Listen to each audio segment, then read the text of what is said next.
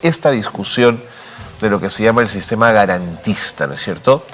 Donde todos quienes están ligados al mundo de la seguridad y al sector policial demandan que los delincuentes o los presuntos delincuentes no tengan tantas garantías que les permitan esquivar la fuerza de la ley. Riquel Vargas Meléndez es experto en Derecho Penal y es nuestro invitado esta mañana en Nativa para conversar de estos temas. ¿Cómo va, señor Vargas? Bienvenido. Buenos días, Carlos. Gracias por acompañarnos. La presidenta señaló en su mensaje que contemplará la modificación del artículo 30 del Código Penal, que permitirá aplicar como pena la figura de la expulsión a los extranjeros. En tanto norma que se cambia, ¿qué le parece la decisión? ¿Qué tan útil en lo penal puede ser? Tiene una parte de utilidad en el sentido de que estas personas que delinquen en nuestro territorio sean expulsados.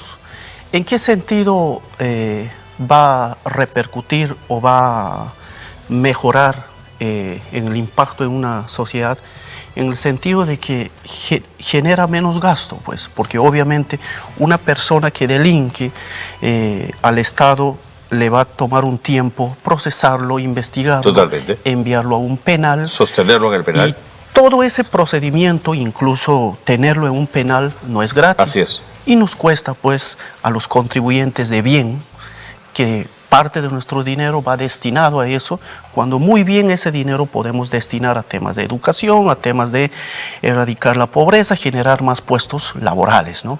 Entonces, en ese sentido, sí es una buena medida que sean expulsados, como quieren decir, sacarse de nuestro territorio a alguien que no es útil, pues, que está generando más problemas. Pero ¿no cree usted que es una abdicación del sistema penal? Si tú has delinquido aquí, ¿tú pagas tu pena aquí? Creo que ahí debemos analizar la gravedad del hecho. Ok, la importante. Gravedad del hecho. Y esto se debe aplicar para casos que son, pues, que tengan mínima incidencia. Porque si el delito es grave, vamos a poner un caso, la pérdida de una vida humana, el pérdida de un patrimonio, ejemplo, ¿no? Un acto de violación sexual, un acto de secuestro, no lo vamos a expulsar, pues. Ese es el punto. Al expulsar justamente lo estamos premiando, ¿no? Porque esta persona que delinque no va a dejar de delinquir porque solamente lo expulsamos del país. Si llega a Colombia, Venezuela, España, no va a decir ya estoy en España y voy a dejar de delinquir, igual va a seguirse. Pero ¿no hay tratados internacionales de continuidad de pena? Es decir, la pena que comenzaste a pagar en un país, ¿la puedes continuar en tu país de origen? No. Cada país es soberano. Es soberano. Si el delito se comete en el Perú, obviamente el país donde se comete el delito es el competente jurídicamente para juzgar a esa persona y para ponerlo en un establecimiento penitenciario. De acuerdo. Pero fíjese, pensaba en el caso de este holandés, Joran van der Sloot, que asesinó hace algunos años a una joven. Él ha cumplido pena en el Perú, ha estado preso y recién están pensando en su extradición a los Estados Unidos para que aclare un delito de una joven que fue asesinada en los Estados Unidos. Así es. Ese es un delito que se cometió en otro país y se juzga con sus propias leyes de ese país, pero mientras tanto lo tiene que cumplir. Mientras tanto has pagado tu pena acá primero, obviamente. Okay. Se tiene que pagar y luego de eso se le entrega al extraditado o a la persona que ha cometido el delito en ese país para que sea juzgado por ese país. De acuerdo. En el caso de extranjeros que delinquen, también tiene que haber una necesidad de receptividad del país al que son expulsados, su país de origen. Claro. Pero en el caso de Venezuela hay una política de no aceptación de estas personas. Venezuela, lo que uno puede observar es que poco le interesa la lucha contra la corrupción. ¿Poco le interesa? Poco le interesa. Así es. Más bien, al parecer, se ha desasido de sus personas que delinquen y están dispersos por toda Latinoamérica. Y poco le interesa de que sus ciudadanos delinquen en el Perú, en Colombia, en Venezuela. O sea, más bien, si cometen este delito en Perú, no quieren que vuelvan. No quieren, prácticamente lo que buscan es que que los países vecinos solucionen sus problemas. Sí, señor, eso es. No le interesa a Venezuela luchar contra la corrupción. Y entonces en ese contexto, empujar a la modificación del 30 para fortalecer la extradición de estas personas acabaría en saco roto, porque si Venezuela no lo recibe, en el caso que se tratara de delincuentes de origen venezolano, ¿cómo funciona ahí el caso? Irían a parar a otros países vecinos que a la larga van a generar el mismo daño, el mismo problema. La crisis con Chile de hace algunos meses fue eso justamente, ¿no? Y ahora estamos viviendo una delincuencia globalizada. Así es. Claro, el delincuente de Chile, de Colombia, de Venezuela, de Bolivia, prácticamente te extorsiona, sin necesidad de estar presente en el Perú. No, seguro, seguro. O sea, por eso es lo que hoy debemos de pensar en una seguridad ciudadana mucho más avanzada y no tan solo pensar en nuestro territorio, sino pensar en la delincuencia internacional. Si mi política penal tiene que ver con la expulsión de extranjeros que delinquen en mi territorio, de pronto Cancillería tendría que hacer un trabajo intenso de fortalecimiento de tratados internacionales que permitan el intercambio de personas que han cometido delitos, digamos, para que obligues de alguna manera a esos países a recibir a quienes han delinquido. Hay tratados internacionales que buscan recibir a esta persona y allá también vigilarlos, ¿no? Para que no vuelvan a cometer delitos, sí, pero como lo vuelvo a repetir, para delitos graves no funciona. No funcionaría. Ah, no funcionaría. ¿Usted cree que no funcionaría? Para delitos graves no. Para delitos graves se tiene que investigar en el país, se tiene que juzgar en el país y tiene que cumplir su pena. De acuerdo. La modificación del Código Penal, vámonos a otros asuntos respecto a los alcances de los delitos de robo, hurto y penalización del uso de celulares robados. ¿Qué impacto podría tener? Esos delitos ya están penalizados. Ajá. No hay ningún comportamiento que pueda estar exento del derecho penal. Pero hay un tema interesante. Acá más me parece, en el mensaje de la presidenta Dina Boluarte, es un populismo punitivo.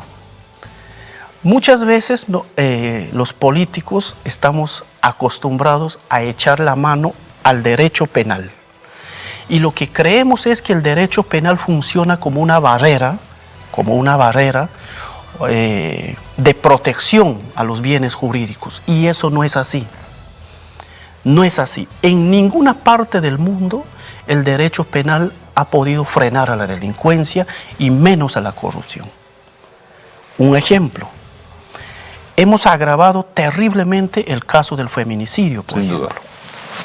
Recuerda que el artículo 108, el caso del asesinato, ya sancionaba a todo aquel que mata a una mujer. Así es. Sin tener en cuenta cuestiones de género. Así es. Ya sancionaba. ¿Qué es lo que hizo el Congreso? Desglosó solamente esa parte del comportamiento, decir, voy a generar un artículo 108B solamente para sancionar a aquel que mata a una mujer. Lo recuerdo. La pregunta es, ¿ha disminuido el índice de muertes contra las mujeres? La respuesta es no. Pero visibilizó un fenómeno. Eso sí, ¿no es cierto? Lo mismo se hizo, recuerda, con el caso de los actos de corrupción con los policías, el tema de cohecho. Ya estaba sancionado por el 393, que se sanciona a todo aquel funcionario, servidor público que recibe un donativo, una dádiva o cualquier tipo de regalos, lo que sea. Se puso en un artículo muy aparte para sancionarlo solamente al policía. Una ley con nombre propio. La pregunta, ¿disminuyó el índice de delincuencia y de corrupción dentro de la policía? La respuesta es no. Desde esa perspectiva, el derecho penal no disuade. Entonces, ¿para qué lo hacen? ¿Por qué? Populismo punitivo, como dice Populismo usted. punitivo. Mostrarme duro ante la delincuencia aunque los resultados sean ineficientes. Ineficientes. Hay otros mecanismos más eficientes que el derecho penal, por ejemplo, para trabajar en el tema de corrupción y delincuencia. Invertir en educación, pero es a largo plazo. Sí, pues.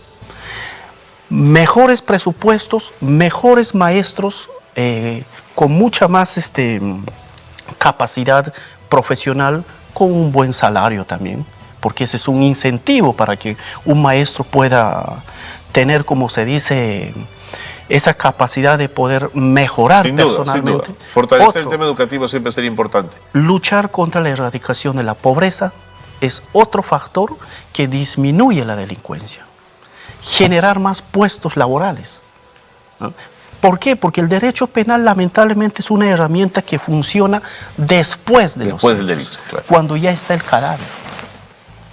Así usted le envíe 50 años a un penal a alguien, ¿solucionó en algo el dolor de una familia? No, jamás se va a solucionar. Entonces, lo que acá tenemos que hacer es trabajar anticipadamente y en sembrar valores. De acuerdo. ¿Usted cree que modificar el Código Penal respecto a robo, hurto, poco o nada? Poco o nada. De acuerdo, interesante. Luego se ha hablado de sancionar a quienes promuevan el tránsito irregular de personas, modificando el artículo 303A del Código. El tránsito irregular de personas, ¿no es cierto?, que buscan obtener beneficios de esta actividad ilegal. Trata de personas, pero ya existe una norma sobre trata. Sí existe. Está sancionando. Lo que hacen acá es, existe un tipo penal que sanciona una conducta de forma global. Sí. Lo que hacen es sacar específicamente y colocarlo en otro tipo penal, que a la larga no funciona. Eso quiere decir, ¿por qué desmenuzas el delito? ¿Por qué destruyes el tipo penal? ¿Cuál es el mensaje del funcionario, en este caso del Congreso de la República, incluso de la Presidenta? El mensaje es a la comunidad que no es experto en derecho, que no conoce de estos temas, obviamente genera una expectativa. Sí, pues, y dice, bueno, se va a sancionar, va a haber cadena perpetua, es más drástica la ley, pero no funciona. Señor Vargas, estuvo antes de usted el señor Luis Herrera, con quien conversamos temas de seguridad ciudadana, y él sostiene que el gran problema para enfrentar a la delincuencia hoy es el sistema garantista, garantizar derechos a las personas que presuntamente habrían delinquido. ¿Usted coincide con esa opinión o no? ¿Qué le parece? Yo discrepo con esa opinión. ¿Por qué? Porque el Código Procesal Penal, mucha doctrina, mucha literatura existe que es un tema muy garantista. Pero hay un tema muy interesante. Ningún ciudadano estamos exentos de tener algún problema legal. Y no porque uno sea delincuente o no porque uno quiera delinquir. Muchas veces por cuestiones laborales puedes tener problemas. Claro. Ahí es cuando uno, como se dice, da el grito al cielo, ahora sí quiero el código que sea garantista para mí, que se respete mis derechos. Entonces, el problema no es de leyes, el problema no es de código, el problema es de persona. La ley está escrita que es un método, es como una herramienta que utiliza un funcionario servidor público para aplicarlo, está puesto ahí. La cosa es que el funcionario muchas veces hace mal uso de la propia ley. Yo como penalista, yo considero que el Código Procesal Penal sí está bien, es correcto, con todas sus deficiencias. Con todas sus deficiencias. ¿No favorece al delincuente? No lo favorece. No lo favorece. Si hacemos un análisis doctrinario, una persona que delinque se enfrenta a toda una maquinaria del Estado, que tenemos fiscales, policías, peritos, todos contra una sola persona. Y esta persona o este ciudadano solamente tiene un abogado a su costado para poder, de alguna manera, poder hacer que se blinde del propio Estado. La pregunta es, ¿el Estado con todo ese arsenal de misiles que va a lanzar contra un ciudadano, tenemos que tener un código que garantice? Lo que pasa es que... O sea, que garantice un debido proceso. Un debido proceso. Eso estamos hablando, ¿no es cierto? De un debido proceso. Que garantice no un debido impunidad. proceso. No, por supuesto. En el tiempo, que puede ser corto, largo, mediano, lo que sea, va a existir una sentencia.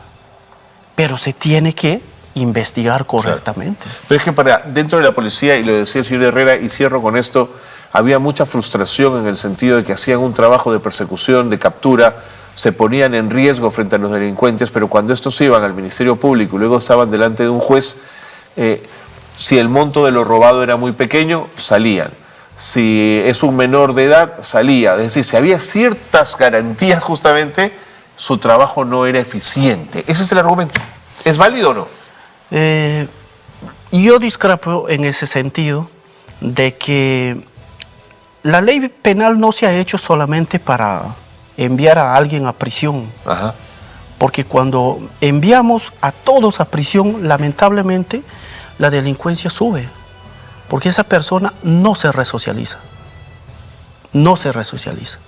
En el campo real, la persona, así usted lo pueda enviar 20, 30 años a un penal, no va a salir resocializado.